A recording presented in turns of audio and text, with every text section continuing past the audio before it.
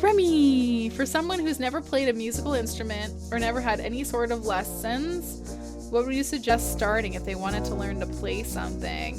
Grammy, my like intro instrument, because you can learn really important like foundational skills to apply to so many other instruments, is ukulele.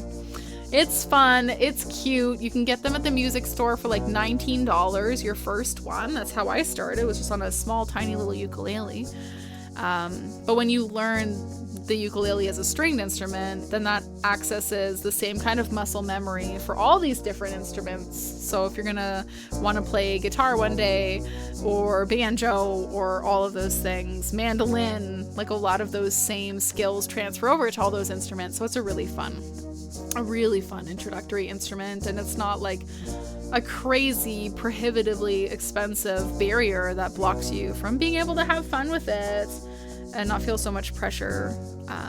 But for music theory, if you really want to understand the theory, I'd recommend starting with a little keyboard.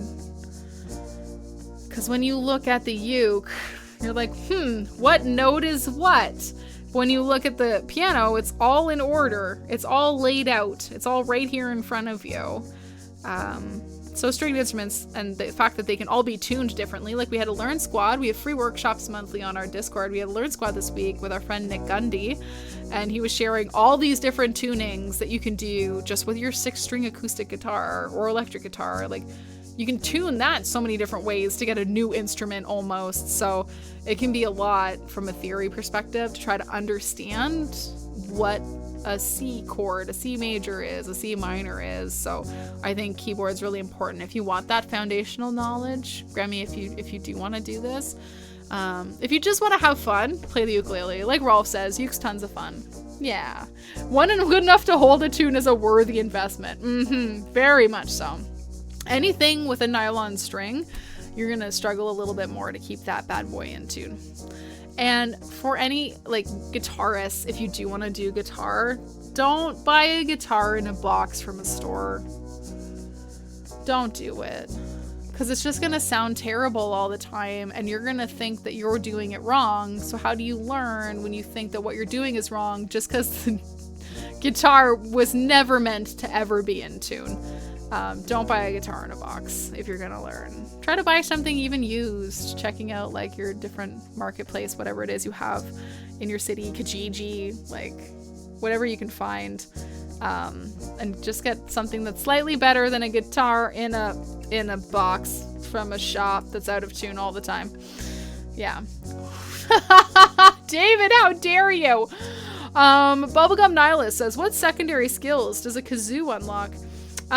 Well, it helps you to be able to understand slide whistle a little bit better, David. I know that's one of your favorite instruments. I think kazoo is very good for singing, though. If you're somebody who's usually a little bit shy about your singing voice, but you still want to practice, like, hitting certain pitches, I've gifted so many friends in our communities kazoos. In the last few years, since 2020, all of our streamer friends that I've met gifted them kazoos. We did that big Invader pre-order, sending kazoos out into the world. And I had so many friends get so excited and like open up their kazoo with me, and then just like, they would just do this.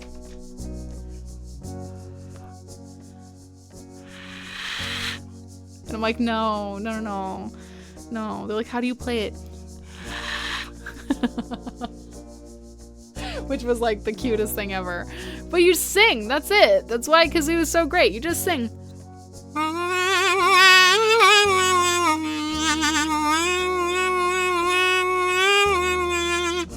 So, I mean, it is a funny question.